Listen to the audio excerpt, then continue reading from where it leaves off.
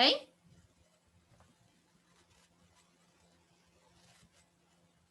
Qual é a importância do manejo de fitonematóides? É que tem plantas que são mais resistentes, né? Aí, para fazer tentar combater, né? Exatamente. Então, a gente acaba rotacionando, e uma das características que a gente sempre deve prestar bastante atenção é qual a planta que nós estamos utilizando, né? A variedade, a espécie que nós estamos utilizando, principalmente para a gente não ter o quê? Espécies da mesma família, ou até mesmo a gente vai observar alguns nematóides, eles são polífagos, né? O que é uma praga polífaga? Vocês sabem? É de muitas culturas. Exatamente. E a gente pode observar que os nematóides, eles atacam, igual, por exemplo, o exemplo que nós tivemos aqui anteriormente, ficou lá para trás, com respeito a parte, não, tá aqui na frente, seria a ocorrência de meloidógena incógnita, né? Então, o meloidógena incógnita, ele ataca alface, ele ataca café, ele ataca tomate, deixa eu pensar mais aqui. Então, tem várias outras culturas que ele vai estar atacando. Então, ou seja, tomate, café e alface são culturas parecidas? Não, São culturas extremamente diferentes, nem são totalmente parentes, diferente. vamos dizer assim, né? Então, Uhum. isso aí é uma das principais pragas que a gente tem de controlar, né? Quando a gente pensa assim, ele ataca várias culturas de várias espécies e gêneros diferentes. Então, isso se torna uma praga um pouco mais difícil de ser controlada. Por que se torna mais difícil de ser controlada uma praga que ataca, que tem essas particularidades?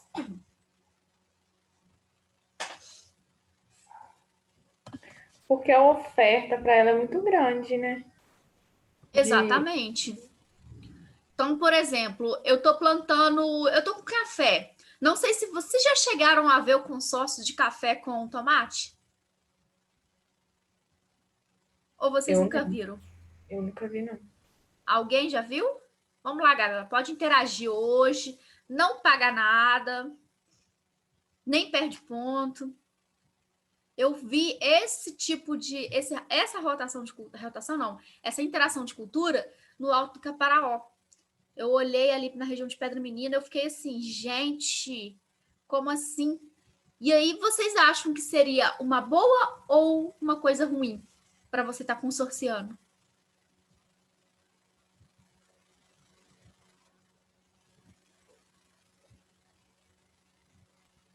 Olha, no caso do nematóide, eu acho que seria ruim, porque isso permitiria, né, que ele tivesse mais locomoção dentro da área, porque ele atravessaria de um beco para o outro através do tomate que estaria no meio. Mas do ponto de vista econômico, eu acho interessante. Alguém? João, cadê você, João? Dê o ar da sua graça.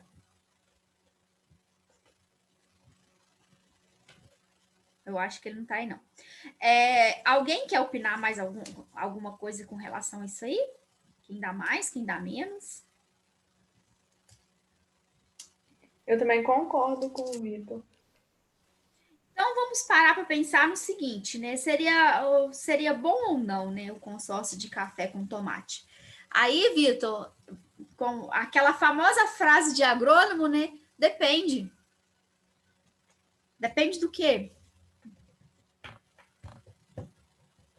No caso, eu coloquei depende da situação, se há ou não a presença do nematóide. Aham. Uhum. Então, se tiver a presença do nematóide, não é uma coisa boa. Por quê? O tomate vai ajudar a aumentar a A população de população. nematóide. Então, isso aí. E como é que a gente faz? Vamos supor, eu tenho certeza que a minha área não tem nematóide. Como que eu vou evitar a entrada dele? Eu vou plantar tomate. com mudas de qualidade, higienizando o material que você vai utilizar para não trazer uma ferramenta com ovos de outra região, né?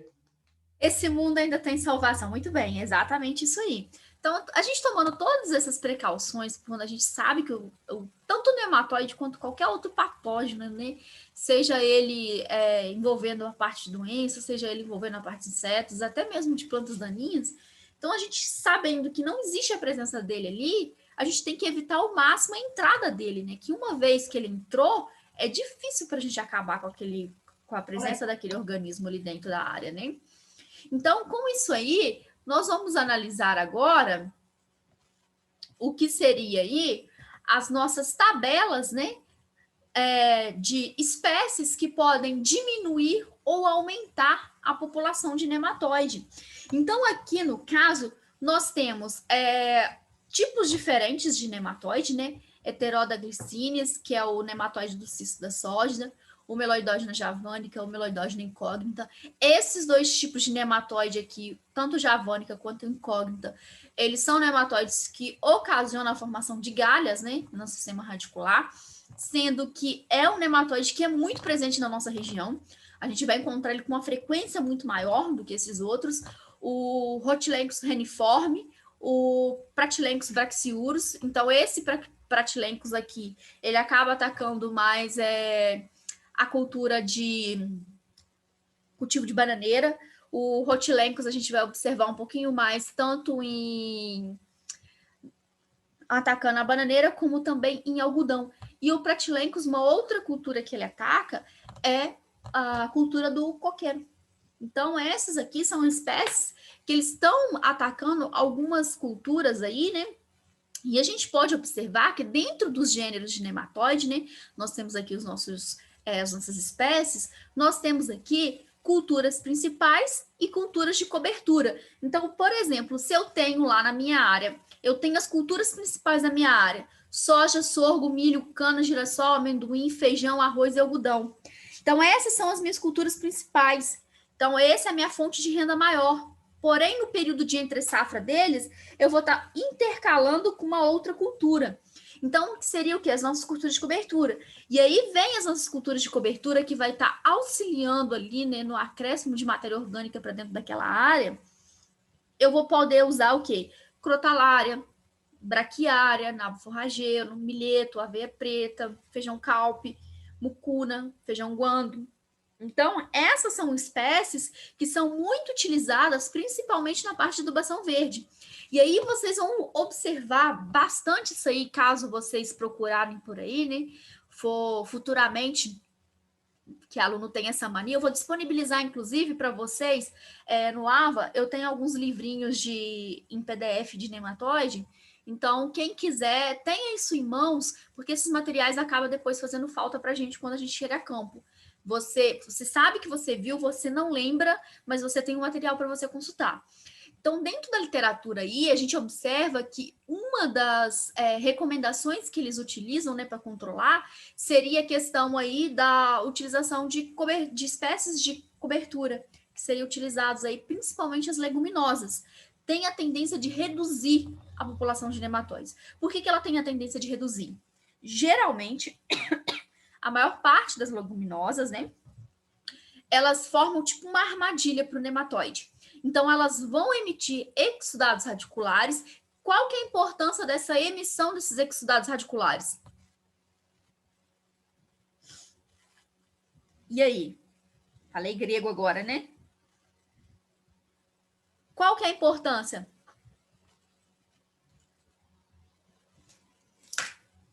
Hein? Qual que é a função desses exudados radiculares? Melhor dizendo assim. Doris, Vitor, colabora. João, cadê você, João? Hein? Os exudados radiculares não são eles que vão servir de fonte de atração para esses nematóides? Então, o que vai acontecer? A planta, ela vai liberar através do seu sistema radicular ali substâncias químicas. Essas substâncias químicas, elas vão se dispersar ali na minha solução do solo. No que essas substâncias elas se dispersam na solução do solo, ela chega até o meu nematóide. Chegando até o nematóide, ele vai por esse processo de atração química ali por aquelas moléculas e ele vai chegando, vai se locomovendo até chegar aonde? Na folha? Ou na raiz? Na raiz. Na raiz. Então, quando ele chega nessa raiz, ele vai entrar dentro dessa raiz, né? O nematóide, ele precisa de o quê? Quando ele encontra a sua raiz, ele vai fazer o processo de entrada dentro dessa raiz. Quando ele entra dentro dessa raiz, ele vai procurar ali o quê? O que ele procura dentro da raiz? A sua célula hospedeira, certo? Então, no que ele está ali procurando a sua célula hospedeira, ele encontrou a sua célula hospedeira, a partir do momento que ele encontra a sua célula hospedeira, qual que é o processo que ocorre após isso? Hein? Ele vai estabelecer ali as suas relações parasitárias, né? Então, ele vai emitir, vai gerar toxinas ali dentro, e essas toxinas, elas vão servir para quê?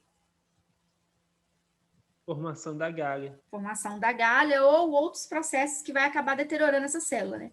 Porém, quando nós falamos de leguminosa, ocorre esse processo até a instalação das relações parasitárias. Só que nesse momento em que ocorre essa relação aí, que ele entra em contato com essa raiz ela vai emitir substâncias tóxicas, e essas substâncias tóxicas no qual o nematóide ele vai se alimentar, acaba matando esse nematóide. Então, o que acontece a partir do momento que o nematóide ele entra dentro da raiz e ele morre?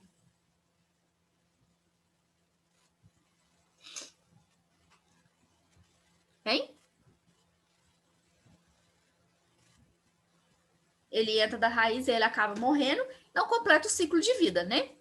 Então, quando nós falamos aqui, nós vamos ter que as plantas em verde, elas proporcionam redução do número de população. As plantas amarelas, elas podem tanto reduzir quanto aumentar, vai ter uma resposta variada aí, elas diminuem um pouco, aumentam um pouco. Já o vermelho, ele só aumenta a população de nematóides. Então, diante disso aí que eu falei com vocês, de acordo com essas cores, o que eu posso observar relacionado com essa tabela e com as culturas? No caso da soja, a soja, ela favorece ou desfavorece essas espécies de nematóide? Favorece todas as espécies. A soja, então, vamos dizer assim, ela é o suprassumo, né? Todo mundo gosta da soja e de quem mais? Soja e feijão. Então, aí entra a questão do seguinte, a gente observa, a gente vê na literatura, é muito importante a gente plantar leguminosas, porque leguminosas, ela acaba reduzindo a população de nematóide. Feijão e soja são leguminosas? Sim. Não. Feijão e É soja. o que eu acabei de ver isso. Porque não. Reduz população? Não. Agora, Crotalaria expectabilis. Reduz todas. Ela reduz todas. Então, tá vendo? A crotalária, ela é uma leguminosa. Só que ela tem a característica de que ela vai reduzir a população dessas espécies, contrária dessas duas outras culturas que acabam aumentando. Então, quando nós falamos em rotação de cultura, quando nós falamos em consorciar culturas ou fazer uma cultura de cobertura para reduzir a população de nematóide, a gente tem que tomar cuidado com essas espécies, porque tem espécies que vão aumentar. Aí, por exemplo, eu tenho na minha área o plantio de soja, né? Meu plantio de soja é meu plantio principal. Eu quero consorciar a soja com o milho ou o sorgo, ou até mesmo o girassol.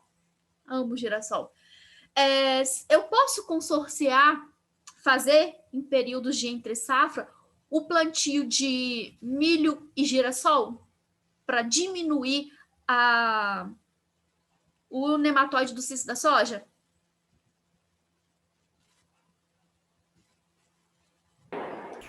Eu acho que pode. Pode, com certeza pode. Aqui eu estou observando que o quê, ó? Todos os quadradinhos que estão em verde significa que tem redução da população. Então, nesse caso aqui, se eu estiver plantando soja e estiver plantando, em seguida eu for plantar feijão, qual que vai ser o problema que pode ocorrer? A população de nematóides aumentar muito.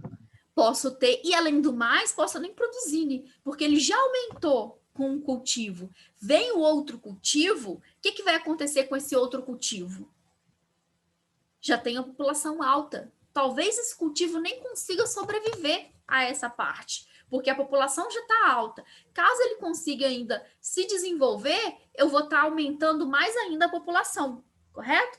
E aí eu posso observar que no caso aqui, vamos pegar aqui o meloidógena javânica e o meloidógena incógnita. Então, tanto meloidógena javânica quanto meloidógena incógnita, eu já observo que eu tenho um problema maior, bem maior. No caso do javânica, eu vou ter o quê? Dessas espécies aqui que eu posso estar consorciando, culturas principais só, a gente só está analisando culturas principais, tá?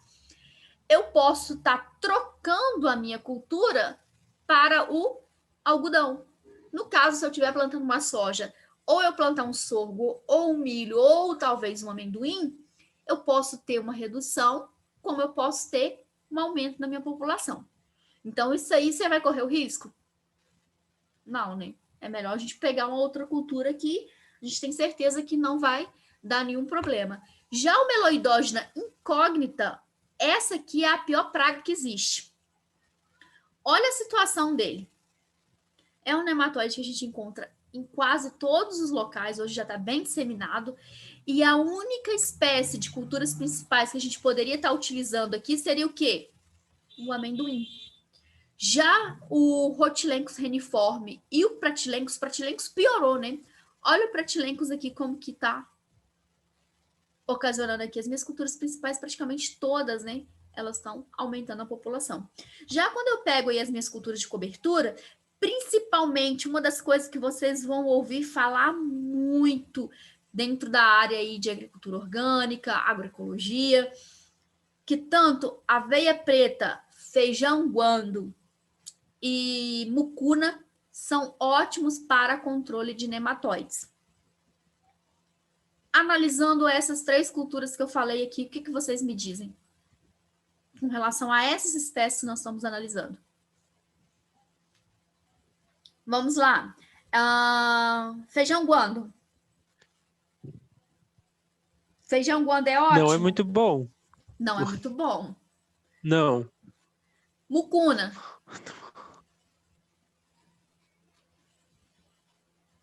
Resolve um pouco. Resolve um pouco e resolve... Diminui a população se for do cisto da soja e do Rotilencos reniforme. O resto tá aumentando, né? E o guando... A aveia preta. A aveia preta é uma boa espécie. Não diminui nenhum.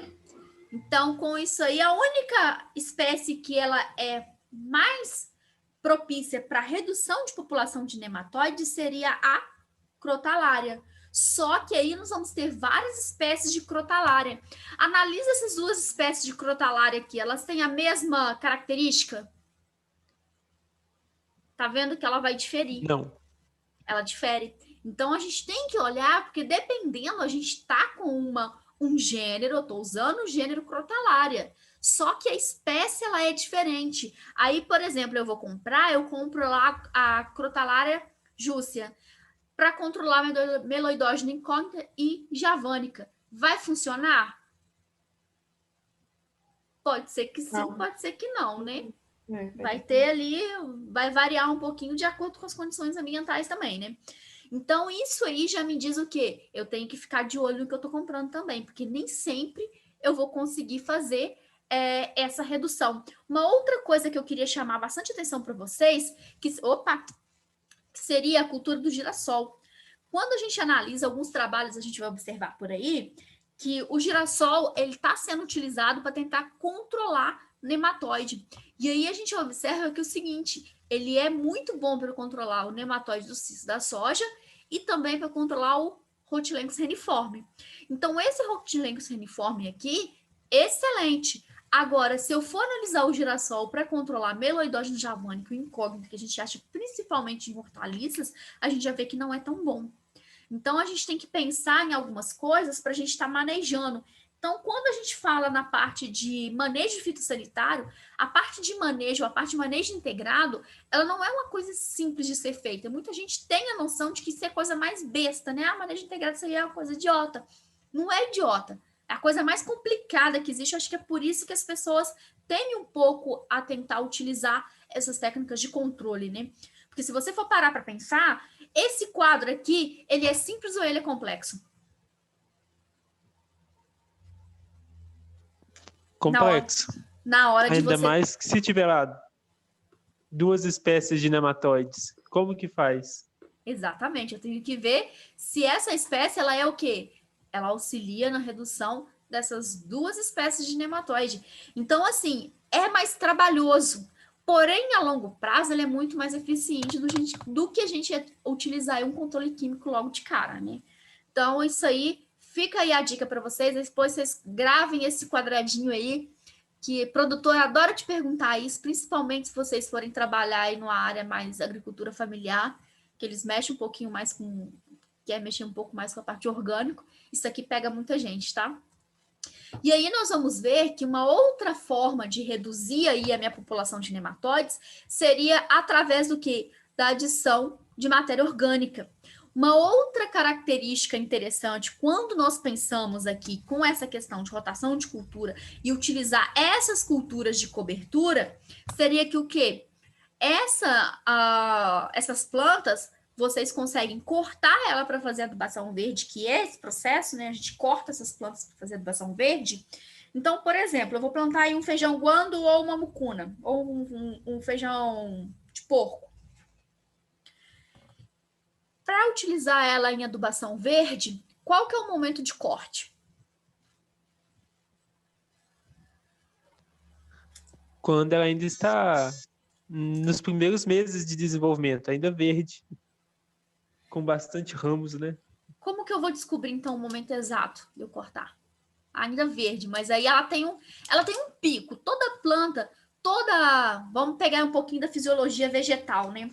A gente belisca em todas as matérias da agronomia. Quando nós analisamos a fisiologia vegetal, a planta ela é dividida em 2 estágios. Seria qual?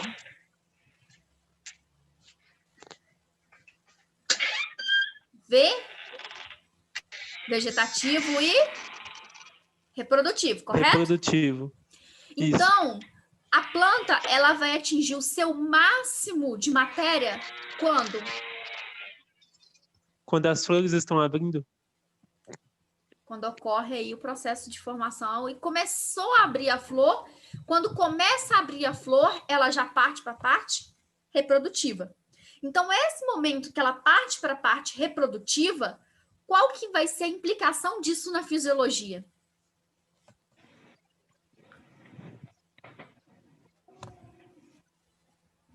Todos os fotoassimilados que foram produzidos até aquele ponto vai ser direcionado para quem?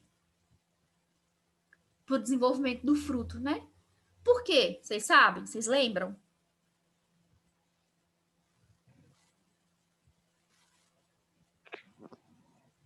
Só vocês pensarem no seguinte, para vocês não esquecerem essas funções assim.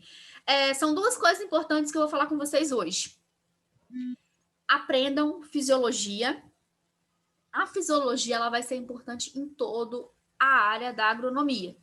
Segundo item, tenta aprender fisiologia, olhe para uma planta e tente imaginar o funcionamento dela. A partir do momento que você olha para uma planta e pensa como que ela funciona, você vai aprender fisiologia de uma forma muito mais fácil do que talvez, não consigo decorar, é muito nome para decorar. Concordo, é muito nome para decorar. Mas se você analisar, você olhar para uma planta, você observar que aquela planta ela tem uma raiz, no meio daquele tronco ali existe uns vasos condutores, que são xilema e floema, estão carregando ali seiva bruta e seiva elaborada. Então, vai ocorrer o processo de formação de uma flor. Essa flor vai dar origem a um fruto. Esse fruto vai ser o quê? A perpetuação da espécie. Então, toda substância que foi ali retida, os fotoassimilados que foram produzidos, começam a ser direcionados para esse fruto para quê? Esse fruto vai ser a perpetuação da espécie. Então, eles tendem a manter esse fruto bem nutrido para que ele se desenvolva totalmente bem para deixar aí os descendentes que serão as nossas sementes, né? Então, quando nós analisamos isso, o ponto ideal para a gente fazer esse corte começou a ocorrer abertura floral, eu vou lá e faço o quê?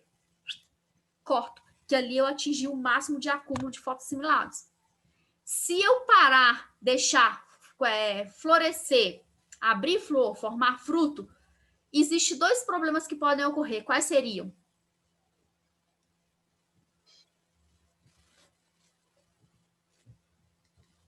A minha matéria orgânica ela já vai ter qualidade de nutrientes?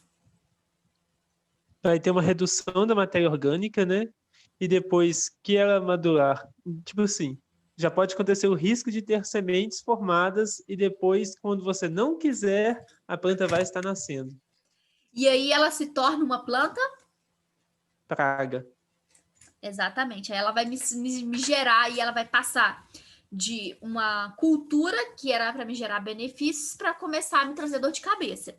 Então, essas são as coisas que a gente tem que ficar ligada com a parte de adubação verde, porque a adubação verde ela pode virar de um minuto para outro para uma planta daninha.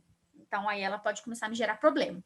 Então, quando eu falo de matéria orgânica, a matéria orgânica, seja ela através da adubação verde, seja ela adicionada no solo através das compostagens que existem por aí, qual que seria o benefício? Eu, junto com essa matéria orgânica, eu estou adicionando o que também? Organismos vivos. Esses organismos vivos, qual que é a importância desses organismos vivos? Só a gente olhar essa foto aqui que a gente vai entender a importância desses organismos vivos, né? Que seria o quê?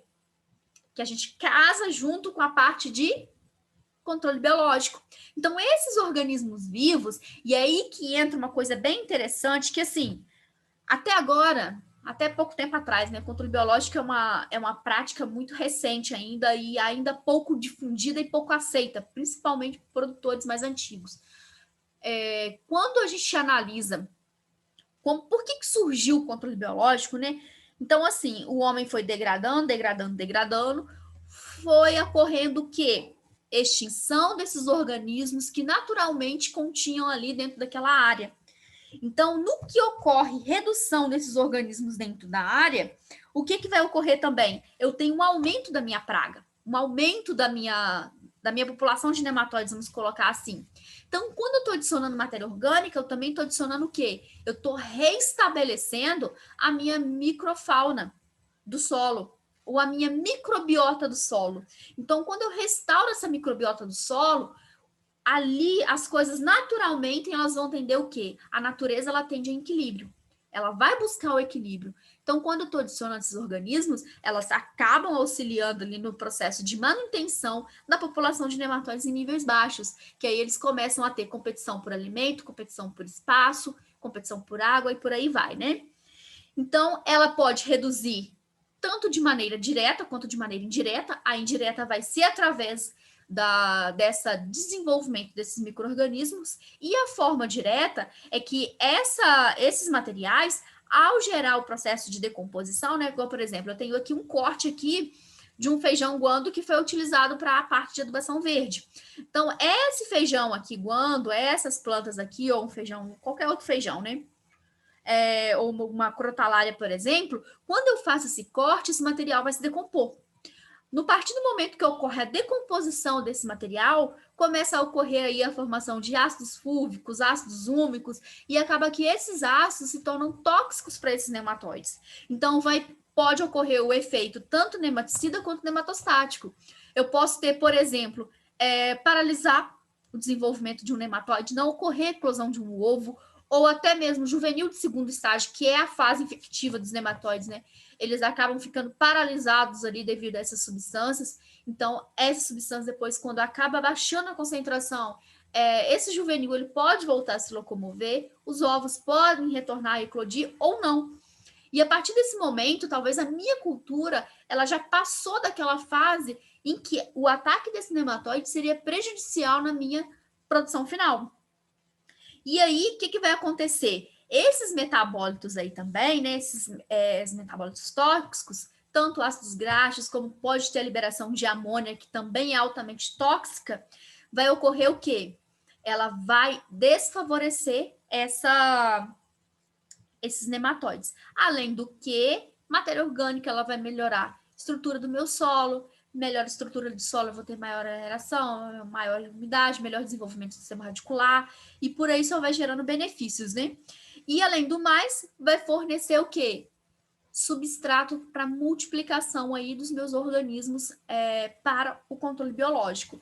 E aí nós vamos observar mais à frente que existe uma parte de controle biológico, quais são os tipos de controle biológico que nós temos e os organismos que já são utilizados com grandes sucessos aí para controlar nematóides.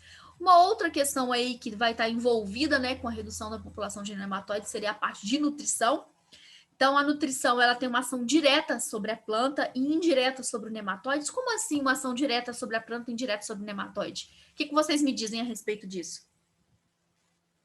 Vamos pegar um nutriente que é extremamente básico aí, né, para a gente estar analisando. Cálcio.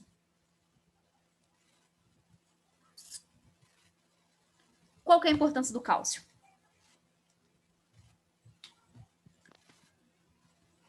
O cálcio está na parede celular, né?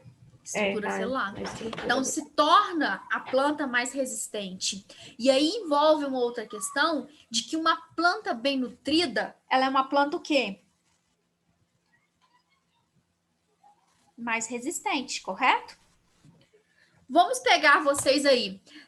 Vocês se alimentam mal, vocês não tomam aí as vitaminas, né? Porque a gente tem que ingerir uma quantidade de vitamina diária. Se a gente não fizer a ingestão dessas vitaminas na nossa alimentação, a gente tem que suplementar com as vitaminas aí vendidas em farmácia.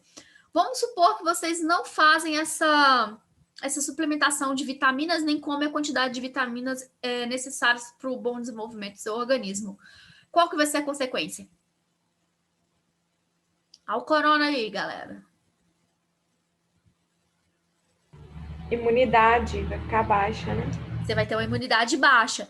No caso da planta, a gente pode se dizer que seria o quê? A imunidade dela também acaba caindo. Então, uma planta que ela está desnutrida, não tem todos os minerais ali, não tem todos os nutrientes que é necessário para o bom desenvolvimento vital do seu metabolismo, isso acaba deixando o quê? A planta mais suscetível a esses ataques, né? Então, uma planta bem nutrida, ela tem uma resistência melhor à ação desses nematóides, né? O nematóide, ele pode até entrar dentro da raiz, se desenvolver e tudo mais, mas se ela tiver uma boa nutrição, ela pode ficar na raiz aí que não tá me afetando. Eu tô bem nutrida, não vai me fazer mal. Por exemplo, uma outra situação aqui que nós podemos ver, né? Que no caso, o nitrogênio em geral, ele torna a planta mais tolerante aos nematóides. Então, fonte de nitrogênio tem efeito diferenciado na reprodução de patógenos, né? Então, fonte proveniente de ureia ou salitro do Chile afeta a eclosão de ovos de meloidógena, ou seja, reduz a eclosão de ovos. Então, se eu tenho uma redução na minha eclosão de ovos, o que vai acontecer com a minha população final de nematóides? Ou quanto de nematóide vai estar afetando meu sistema radicular? Uma quantidade bem menor, né? Já o nitrocálcio, ele estimula a reprodução de meloidógena. E aí, essa fonte é a mesma, são nitrogênio sendo fornecido da mesma forma, mas só que a fonte de nitrogênio, elas são diferentes. Então, por exemplo, uma simples adubação potássica, a planta, ela se torna mais tolerante à presença desse nematóide. Já a calagem já não se vê com relação a efeito significativo, né? Um outro processo aí que ajuda também a reduzir seria o processo de solarização do solo. Então, o processo de solarização consiste em preparar o solo, umedecer, cobrir esse solo com um plástico transparente. Por que aí entra uma outra questão aqui bem interessante, que a gente fala aqui para cobrir o nosso solo com plástico transparente. Mas muitas pessoas acabam utilizando plástico preto. Então, por que o transparente ele é melhor que o preto? O que vocês me dizem? Tem a ver com radiação, Tem. né? Eu acho Radiação. seguinte,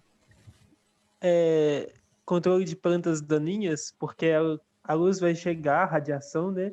As sementes vão germinar e não vai ter desenvolvimento por causa do plástico, vai impedir depois a continuação do crescimento. No caso, com o nematóide poderia ser assim também, luz e umidade, mas Não chega bem a ser isso, não. Isso aí, o plástico auxilia muito bem no processo de desenvolvimento de plantas daninhas. Na questão do nematóide, nós vamos ter que o seguinte: essa questão funciona da seguinte forma: o plástico transparente ele absorve mais as ondas e eles conseguem reter mais as ondas longas ou as ondas que geram um calor a mais dentro daquele local. Então, o plástico transparente ele tem a ver com o melhor aquecimento do meu solo com relação à absorção e transporte de ondas, o comprimento de ondas aí, né, da nossa radiação solar. Então, isso aí, o plástico transparente, ele tende a aumentar mais a temperatura do solo do que o plástico preto. Então, quando a gente aumenta a temperatura, a gente acaba o quê? Matando esse nematóide que está presente ali. Então, o calor, ele acaba sendo letal. Então, o ponto de morte instantânea de nematóide seria o quê? Temperatura em torno de 52 graus. 52 graus ele morre na hora. Já a temperatura nos 5 centímetros de solo iniciais igual a 68 centímetros, 68 graus, acaba com esses nematóides. Então, a gente consegue ter essa temperatura através desses plásticos transparentes, né? Então, em torno de 4 a 8 semanas seria suficiente para atingir a temperatura aí que vai afetar e matar os nematóides presentes ali. A gente pode estar fazendo também o tratamento de substrato para produção de mudas, né? Através tanto de tanques coletores de energia solar, como também a gente pode estar fazendo pelo processo utilização de plástico transparente, né? Peguei meu substrato que eu vou utilizar, coloquei, forrei ali na superfície ali do meu terreiro ou do meu galpão, que for a parte externa do galpão, onde pega essa radiação, lacrei ali, essa radiação ali ficando ali em torno de umas 4 a 8 semanas, né, de 1 a 2 meses, já vai ser o suficiente para eu ter esterilizado aquele solo. E aí eu brinco da seguinte forma: 1 a 2 meses para a gente fazer a esterilização desse solo. É muito ou pouco para um produtor de mudas? Muito. Depende do tipo de muda também. Depende do tipo de muda. Dependendo do tipo de muda, a gente não consegue fazer que gasta um volume muito alto de solo, né? Pô, professora, Sim.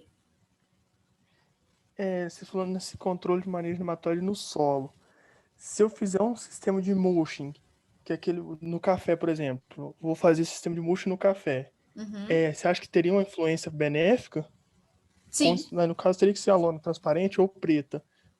Na questão de nematóide no solo, pelo sistema de mulching. Tem essa vantagem. Quando você faz esse sistema que você acaba colocando uma lona ali, a preta, você pode utilizar, ela vai aumentar a temperatura, vai matar alguns. Não mata todos, mas mata alguns. Já o plástico transparente, ele tem uma melhor aquecimento dessa superfície, então vai ter um efeito melhor. Mas ambos vão estar reduzindo. E é aquilo que eu falei desde o início com vocês. A gente não precisa acabar com a população, zerar ela, mas a gente precisa deixá-la em nível baixo. Então, dá perfeitamente para fazer isso. O plástico transparente, inclusive, ele é mais caro, né? Ele é utilizado mais quando nós vamos preparar substratos para produção de mudas. Ok? Obrigado. Outra coisa aí que nós temos com relação aí, né, a utilização de variedades resistentes seria a coisa mais importante que tem, né? Então, sempre que a gente pensar em controle, sempre vem variedade resistente. Mas aí entra uma questão chave que é o seguinte: a gente vai ter disponível sempre essas variedades resistentes? Ou qual que é o custo dessa variedade resistente? Com certeza é bem maior do que a não resistente. Isso aí É fato. E a disponibilidade dela provavelmente também não vai ter ela sempre. Vai ter momentos que vai faltar. Exatamente. E aí envolve o seguinte, vamos supor aí, a gente vai pegar aí para dar assistência para agricultor familiar, principalmente. Agricultor familiar, ele às vezes tem muito capital para investir pesado? Não tem. Então aí a gente tem que manejar de outra forma. Mas a variedade resistente, ela, embora de uso comum, mas a gente não tem muitos materiais resistentes aí disponíveis, né? Então a resistência, ela tem relação aí, né? Que ela vai impedir com que o nematóide ele entre dentro dessa planta. Então aqui a gente pode observar aqui um talhão onde eu tenho plantas resistentes e onde eu tenho plantas não resistentes, né? E com isso, uma das funções que a gente poderia estar utilizando, não consigo mais reduzir a população de nematóides dentro da minha área com todas as outras técnicas. É eu tentar investir um pouco mais caro e utilizar uma espécie aí que seja resistente, né? E aí envolve uma outra questão que eu quero perguntar para vocês, diferença de resistência e tolerância. O que é resistente e o que é tolerante? Tem diferença? Não tem? Tem, né? Resistência é quando o quê? Ou a planta deixa o nematóide entrar ou ela não deixa. Tolerância, ela vai fazer o quê? Ele pode entrar uma certa quantidade que não vai ter problema, ela consegue sobreviver com uma certa população sem sofrer nenhum dano. Porém, ela acaba sendo afetada ainda por esse nematóide. Ela tolera por um certo tempo. Não, ela não é resistente, tá?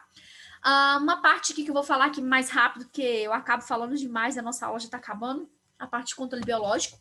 Então, o controle biológico ele é utilizado em outros organismos, né, para estar controlando esses nematóides. Então, o mecanismo que é envolvido dentro da parte de controle biológico seria por competição, predação, parasitismo, né, antibiose, e aí a gente pode ter presença tanto de fungos quanto de bactérias. Nós vamos ver que nós temos alguns fungos aqui, né? Esses fungos podem estar fazendo a questão de formação de hifas adesivas, né? Essas hifas adesivas formou aquela hifazinha, o nematóide passou ali, essa hifa acaba pegando aquele nematóide ali, ele não consegue se soltar dessa hifa. Quanto mais ele tenta soltar, mais ele fica aderido aí, e com isso ele acaba não chegando ao seu destino final.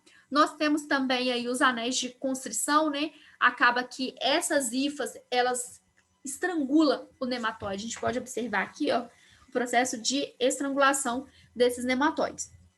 Nós vamos ter uma outra parte aí, que seria a utilização aí de bactérias, né? Uma das principais bactérias utilizadas no controle biológico seria a Pasteur. A Pasteur ela é uma bactéria que ela vai se multiplicar, se reproduzir dentro do nematóide. Então, nós vamos ter o seguinte, essa bactéria, ao encontrar o meu juvenil de segundo estágio, o que ela vai fazer? Ela vai aderir a esse juvenil de segundo estágio. Então, ela adere, ela vai entrar pela cutícula desse juvenil aí, e dentro desse juvenil ela vai começar o seu processo de multiplicação. Porém, esse juvenil, ele vai fazer o quê? Ele acaba entrando dentro da minha raiz e ele consegue se desenvolver dentro da raiz. Só que, ao invés dele eclodir e liberar ovos de nematóide, essa fêmea que está ali dentro da minha raiz, se desenvolvendo, ela vai eclodir, ela vai liberar ali, em vez de ovos, ela vai liberar mais endósporos de bactéria. Aí essas bactérias voltam novamente para o meu sistema e vai infectar mais juvenis presentes ali, e com isso aí eu consigo estar reduzindo a minha população de nematóides. Então, cada fêmea dessa, ela vai ter em torno aí de produção cerca aí de 2 milhões de endósporos, né, de bactérias liberados no solo após a morte dessa fêmea. Então, se a gente parar para analisar, é um volume bem grande de endósporos de bactérias que vão liberar, e com isso a gente tem um controle bem eficiente. Por último, que nós temos aí seria o controle químico, porém o controle químico ele é um controle que eu não recomendo para nematóide, devido à questão do custo e retorno econômico. Acaba a gente tendo que usar produtos altamente tóxicos, eles causam toxicidade para a planta e também toxicidade, muita toxicidade para quem está aplicando. E, além do mais, ele é um produto que não tem uma especificidade. Ele vai matar nematóides, ele vai matar organismos benéficos, ele mata tudo que tiver na frente. Então, acaba que ocorre o quê? Esses tipos de nematicida, isso aí foi até uma situação que eu observei quando eu estava fazendo a faculdade. Nós tínhamos uma casa de vegetação na qual ela estava infectada com nematóide e a gente acabou aplicando um nematicida ali dentro. Então, a gente fez a contagem inicial, né? Para as aulas práticas, a gente fez a contagem inicial ali de população, fez a aplicação. Depois de passar um período de tempo, a gente retornou lá para fazer essa contagem novamente. E acabou que a nossa população final, comparada com a população inicial do momento que nós fizemos a aplicação, ela acabou o quê? Aumentando. Então, em vez de reduzir a população de nematóide, a gente acabou aumentando a população de nematóide ali dentro. E acaba que nós temos questão aí de processo de volatilização e dissipação desse material. Então, assim, o controle químico, para mim, é a última coisa a ser utilizada e, mesmo assim, não é tão eficiente quanto as demais práticas que nós já discutimos, ok? Então, os principais nematicidas que nós vamos utilizar aí vai ser os nematicidas fumigantes e nematicidas sistêmicos, sendo que os fumigantes, que teria divisão aí dos hidrocarbonetos halogenados e os precursores do isotianato de metila, o primeiro já não atua mais, já não é mais comercializado no Brasil, e esse isotianato de metila aí, ele acaba auxiliando aí, né, ele vai impedir a transferência de elétrons lá dentro da cadeia transportadora de elétrons, né?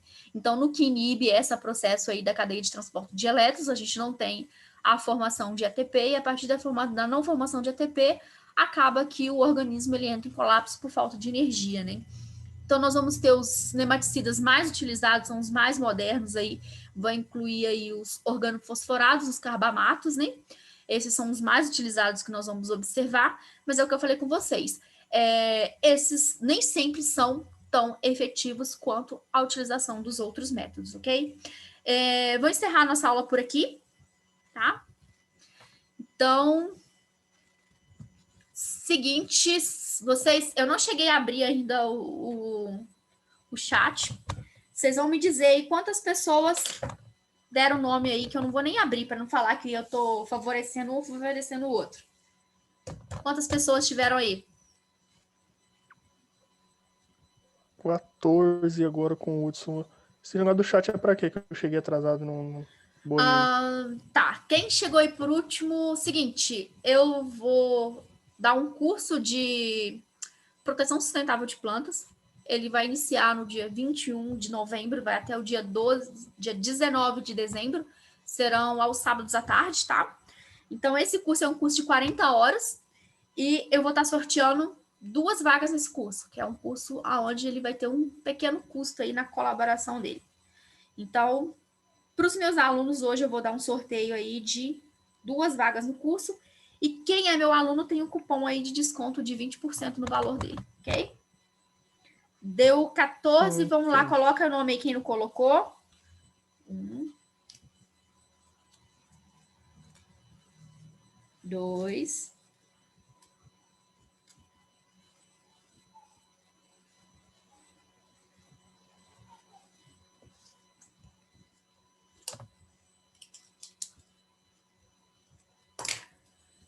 3,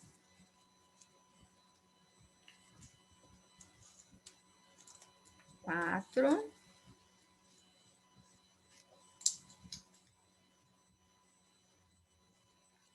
5,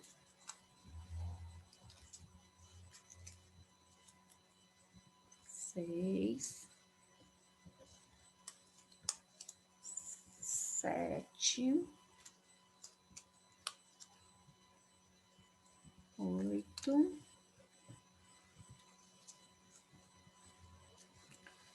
9, 10, 11, 12, 13, 14. Tem mais aí de 14? Já foi para 16. 16, né? 15. Mais alguém? Última chance, hein? 16.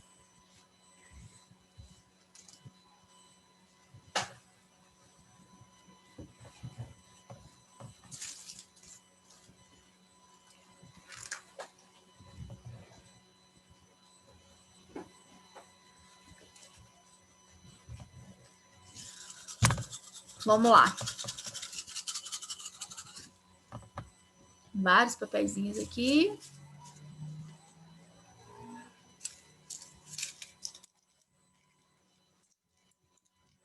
Doze. Quem é o 12?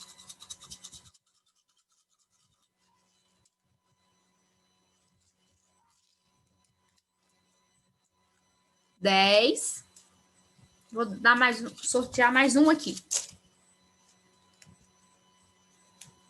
E o 14. Quem foram os nomes aí, fazendo um favor? Vamos ver aqui. Rafael.